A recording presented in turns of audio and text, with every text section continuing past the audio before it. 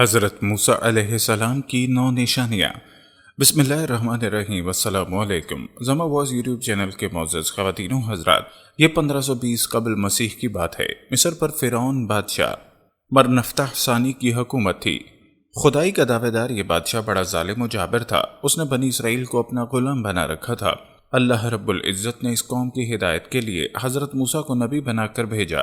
حضرت موسیٰ کی پیدائش مصر میں ہوئی۔ حضرت ہارون آپ کے حقیقی بڑے بھائی تھے۔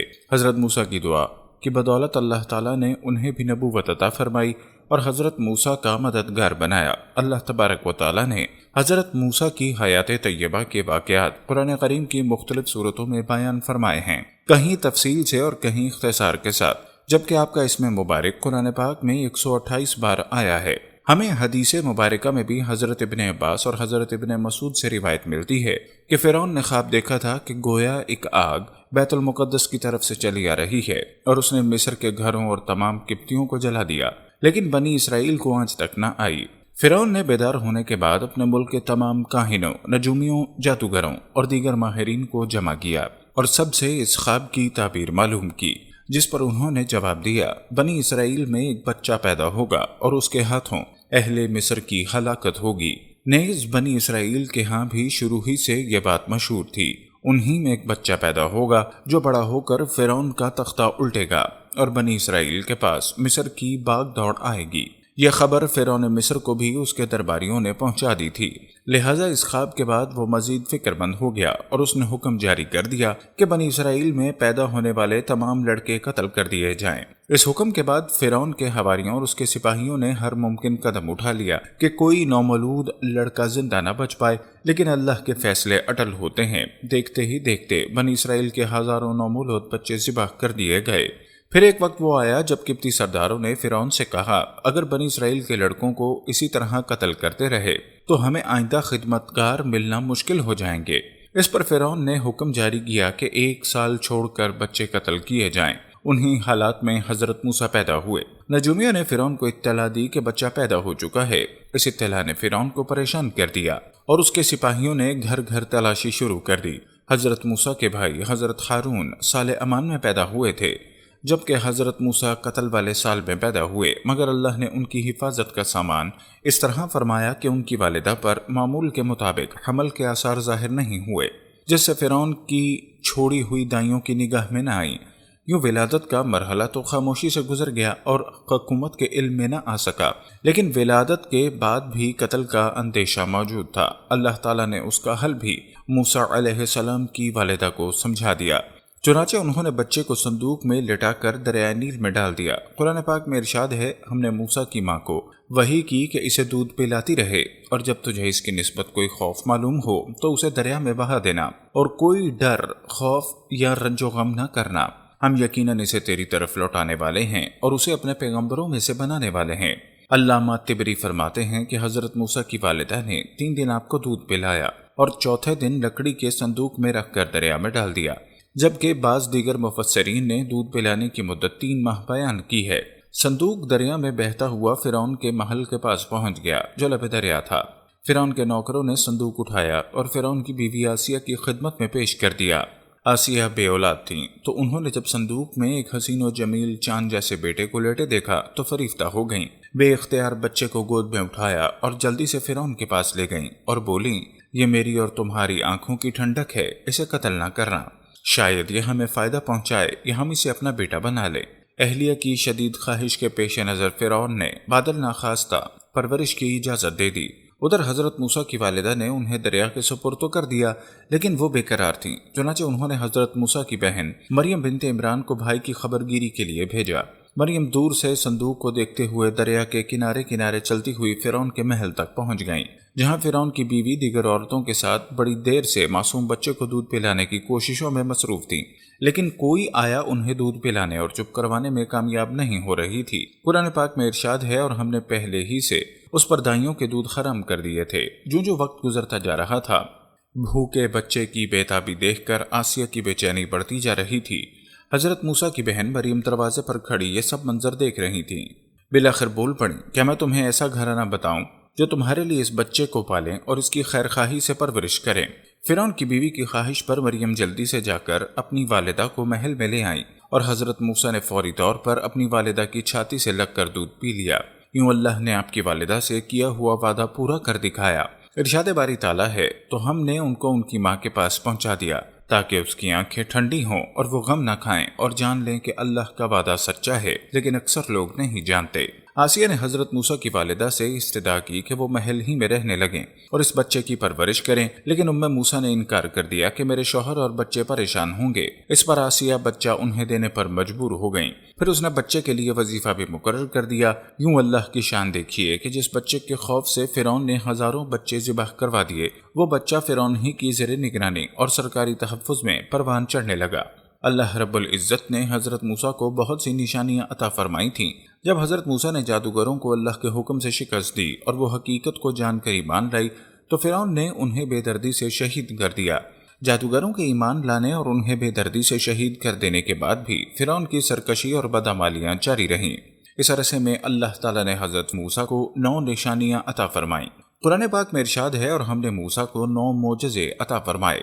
حضرت عبداللہ بن عباس نے یہ 9 معجزات اس طرح شمار فرمائے: عصائے موسیٰ جو اژدہا بن جاتا تھا، ید بیضا زبان میں لکنت تھی جو دور کر دی گئی، بنی اسرائیل کے دریا پار کرنے کے لیے دریا کو پھاڑ کر اس کے 2 حصے کر دیے، ٹڈی دل کا عذاب غیر معمولی صورت میں بھیجا، طوفان بھیجا گیا، بدن کے کپڑوں میں بے حد جوئیں پیدا کر دی گئیں جن سے بچنے کا کوئی راستہ نہ رہا، مینڈکوں کا عذاب مسلط کیا گیا کہ ہر کھانے پینے کی چیز میں مینڈک آ جاتے، خون کا عذاب بھیجا گیا کہ ہر برتن اور کھانے پینے میں خون مل جاتا۔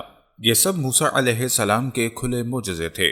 ہونا تو یہ چاہیے تھا کہ ان معجزات کو دیکھ کر قوم فرعون راہ راست پر آ جاتی، لیکن وہ پھر بھی تکبر اور شرک میں مبتلا رہی۔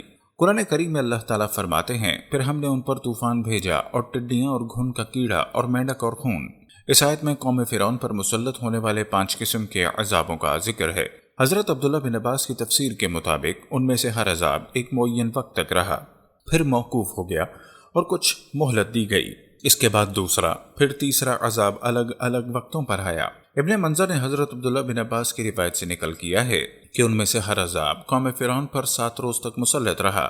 ہفتے کے دن شروع ہو کر دوسرے ہفتے کے دن رفع ہو جاتا اور پھر 3 ہفتے کی مہلت دی جاتی۔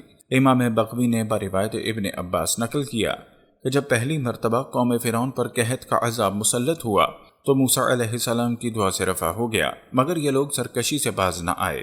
نیز حضرت موسیٰ نے دعا کی کہ اے میرے پروردگار، یہ ایسے سرکش لوگ ہیں کہ عذاب قحط سے بھی متاثر نہ ہوئے اور معاہدہ کر کے پھر گئے، اب ان پر کوئی ایسا عذاب مسلط فرما دیجئے جو ان کے لیے دردناک ہو اور ہماری قوم کے لیے واعظ اور بعد میں آنے والوں کے لیے درس عبرت بنے۔ تو اللہ تعالیٰ نے ان پر طوفان کا عذاب بھیج دیا۔ قوم فرعون کے گھروں اور زمینوں کو پانی کے طوفان نے تباہ و برباد کر دیا، جبکہ بنی اسرائیل کے مکانات اور زمینیں اس پانی کے طوفان سے محفوظ رہیں۔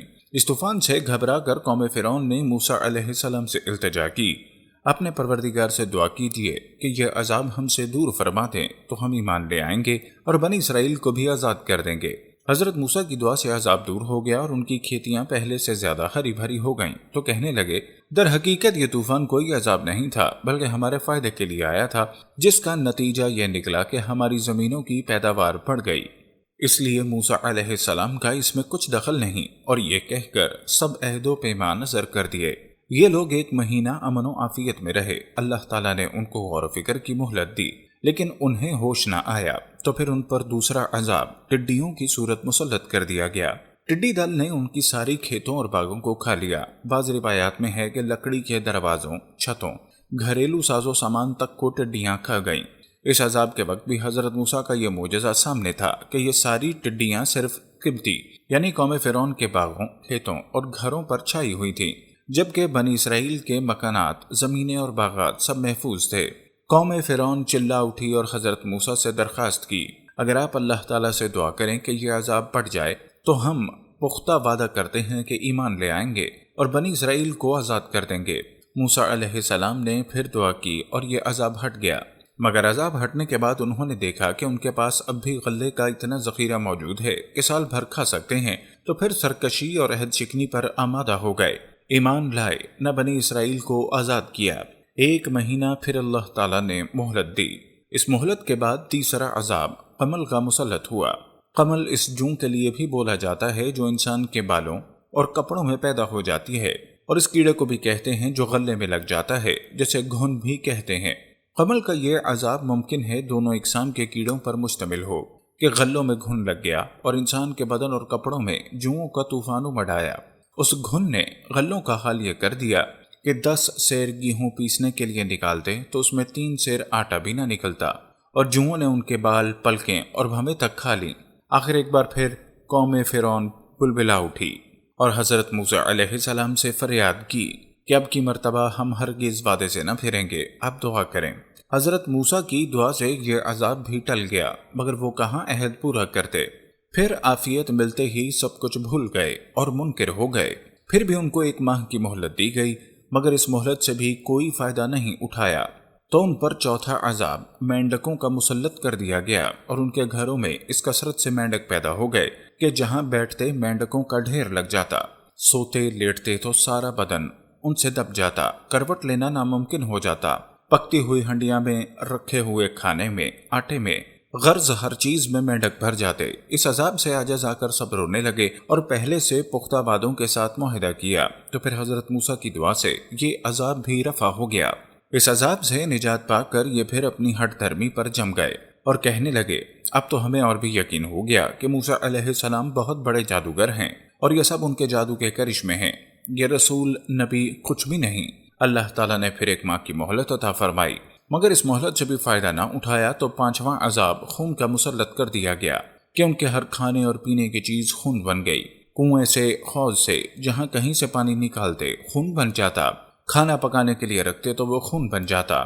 ان سب عذابوں میں حضرت موسیٰ کا یہ معجزہ مسلسل تھا کہ ہر عذاب سے اسرائیلی بالکل معمون و محفوظ تھے۔ خون کے عذاب کے وقت قوم فرعون کے لوگوں نے بنی اسرائیل کے گھروں سے پانی مانگا، جب وہ ان کے ہاتھ میں گیا تو خون بن گیا۔ ایک ہی دسترخوان پر بیٹھ کر قبطی اور اسرائیلی کھانا کھاتے، تو جو لقمہ اسرائیلی اٹھاتا وہ اپنی اصلی حالت میں ہوتا، اور جو لقمہ یا پانی کا گھونٹ قبطی کے منہ میں جاتا وہ خون بن جاتا۔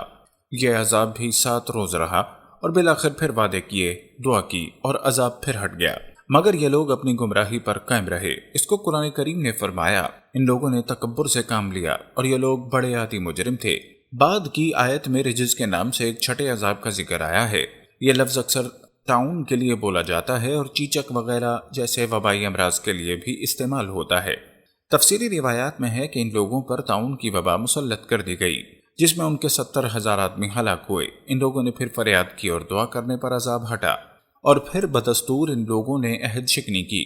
اتنی مسلسل آزمائشوں اور مہلتوں کے بعد جب ان میں کوئی احساس پیدا نہ ہوا تو آخری عذاب آ گیا کہ سب کے سب اپنے مکان، زمینیں، سامان چھوڑ کر موسیٰ علیہ السلام کے تعاقب میں نکلے اور بحیرہ احمر کا لقمہ بن گئے۔ حضرت موسیٰ علیہ السلام فرعون کے غرق ہونے کے بعد بنی اسرائیل کے ساتھ بحیرہ احمر پار کر کے وادی سینا کی جانب چلے۔ راستے میں ایک ایسی قوم کے پاس گزرے جو بتوں کو پوجتی تھی۔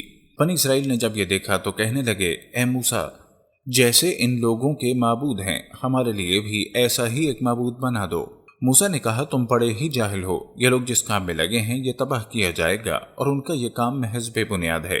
فرمایا کہ اللہ تعالیٰ کے سوا تمہارے لیے کوئی اور معبود تلاش کروں، حالانکہ اس نے تم کو تمام جہان والوں پر فوقیت دی ہے۔ حضرت موسیٰ اپنی قوم کو لے کر آگے بڑھے۔ اللہ نے بنی اسرائیل کو ہدایت و رہنمائی کے لیے حضرت موسیٰ کو آسمانی کتاب دینے کا فیصلہ کیا۔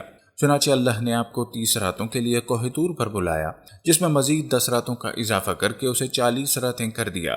حضرت موسیٰ نے کوہ طور پر جانے سے قبل اپنے بھائی حضرت ہارون کو اپنا جانشین مقرر کیا۔ حضرت ہارون بھائی بھی تھے اور نبی بھی۔ حضرت موسیٰ وقت مقررہ پر کوہ طور پہنچے اور پروردگار سے ہم کلام ہوئے تو کہنے لگے اے میرے پروردگار، مجھے اپنا جلوہ دکھا دیجئے، میں آپ کو ایک نظر دیکھ لوں۔ ارشاد ہوا تم مجھ کو ہرگز نہیں دیکھ سکتے، لیکن تم اس پہاڑ کی طرف دیکھتے رہو، وہ اگر اپنی جگہ برقرار رہا تو تم بھی مجھے دیکھ سکو گے۔ اور جب ان کے رب نے پہاڑ پر تجلی فرمائی تو تجلی نے اس کے پڑخچے اڑا دیے اور موسیٰ علیہ السلام بے ہوش ہو کر گر پڑے۔ پھر جب ہوش میں آئے تو عرض کیا بے شک آپ کی ذات پاک ہے، میں آپ کے حضور میں توبہ کرتا ہوں اور میں سب سے پہلے آپ پر ایمان لانے والا ہوں۔ ارشاد ہوا اے موسیٰ، میں نے تم کو اپنے پیغام اور اپنے کلام سے لوگوں میں ممتاز کیا ہے، تو جو میں نے تم کو عطا کیا اسے پکڑ رکھو اور میرا شکر بجا لاؤ۔ اور ہم نے تورات کی تختیوں میں ان کے لیے ہر قسم کی نصیحت اور ہر چیز کی تفصیل لکھ دی۔ اللہ رب العزت نے حضرت موسیٰ کو ارض مقدسہ جانے اور اپنے باپ دادا کی سرزمین کافروں سے چھڑوانے کا حکم دیا۔ حضرت موسیٰ بنی اسرائیل کو لے کر وہاں پہنچ گئے۔ اس وقت وہاں پر قوم جبارین کا قبضہ تھا۔ یہ لوگ عجیب، خوفناک شکل و صورت اور ہیبت ناک قد و قامت کے مالک تھے۔ ان کے ظلم و ستم اور قہر و جبر کی داستانیں عام تھیں۔ بنی اسرائیل نے جب شہر سے باہر ان کے حالات سنے تو شہر میں داخل ہونے اور ان سے جہاد کرنے سے انکار کر دیا۔ وہ بولے، موسیٰ، جب تک وہ لوگ وہاں ہیں ہم ہرگز وہاں نہیں جائیں گے۔ اگر لڑنا ہی ضروری ہے تو آپ اور آپ کا پروردگار جا کر ان سے لڑائی کر لیں، ہم تو یہیں بیٹھے ہیں۔ حضرت موسیٰ اپنی قوم کی تمام تر نافرمانی اور بےہودگیوں کو اب تک بڑے صبر و تحمل سے برداشت کرتے چلے آئے تھے اور ان کے لیے دعا گو رہتے اور اللہ سے انہیں معافی دلوا دیتے، لیکن ان کے اس جواب پر بے حد غمگین اور رنجیدہ ہو گئے اور ان کے لیے بد دعا فرماتے ہوئے انہیں فاسقین کے نام سے پکارا۔ اللہ نے اپنے رسول کی دعا قبول فرمائی اور انہیں مصر اور شام کے درمیان میدان تیہ میں قید کر دیا اور وہ 40 سال اس میدان میں بھٹکتے رہے۔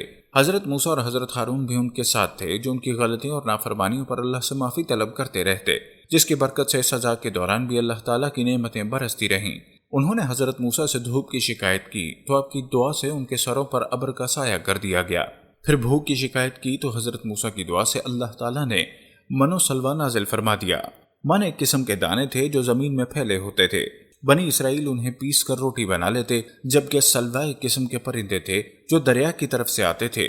مدتوں یہ لوگ من و سلوہ کھاتے رہے، ان کے کپڑے میلے ہوتے اور نہ ہی پھٹتے۔ جب ان کو پانی کی حاجت ہوتی تو وہ بھی عطا کر دیا جاتا۔ اللہ تعالیٰ نے فرمایا، اور جب موسیٰ نے اپنی قوم کے لیے پانی مانگا تو ہم نے کہا اپنی لاٹھی پتھر پر مارو، تو اس میں 12 چشمے پھوٹ نکلے اور تمام لوگوں نے اپنا اپنا گھاٹ معلوم کر کے پانی پی لیا۔ اللہ کی روزی کھاؤ اور پیو، مگر زمین پر فساد نہ کرتے پھرو۔ بنی اسرائیل نے حسب عادت نعمت خدا بندی کی ناشکری کرتے ہوئے ادنا چیزوں کی فرمائش کر دی۔ قرآن پاک میں ارشاد ہے، اور جب تم نے کہا کہ اے موسیٰ، ہم سے ایک قسم کے کھانے پر ہرگز صبر نہ ہو سکے گا، اس لیے اپنے رب سے دعا کیجئے کہ وہ ہمیں زمین کی پیداوار، ساگ، ککڑی، گیہوں، مسور اور پیاز دے۔ آپ نے فرمایا، بہتر چیز کے بدلے ادنا چیز کیوں طلب کرتے ہو؟ وعدہ تیہ میں بنی اسرائیل کے ساتھ اللہ کے 2 پیغمبر حضرت موسیٰ، حضرت ہارون اور 2 نیک بندے حضرت یوشع بن نون اور حضرت قالب بن یقنہ بھی تھے، اور اللہ تعالیٰ ان کے طفیل بنی اسرائیل کو 40 سال قید اور سزا کے دوران بھی اپنی نعمتوں اور انعامات سے نوازتا رہا۔ بے شک اللہ رب العزت نے حضرت موسیٰ کو بہت سی نشانیوں سے نوازا تھا، مگر پھر بھی بنی اسرائیل نافرمانی سے باز نہ آئی۔ ہماری دعا ہے کہ اللہ رب العزت ہمیں اپنی ناشکری سے بچنے اور اپنی رضا اور شکر والی زندگی نصیب فرمائے، آمین۔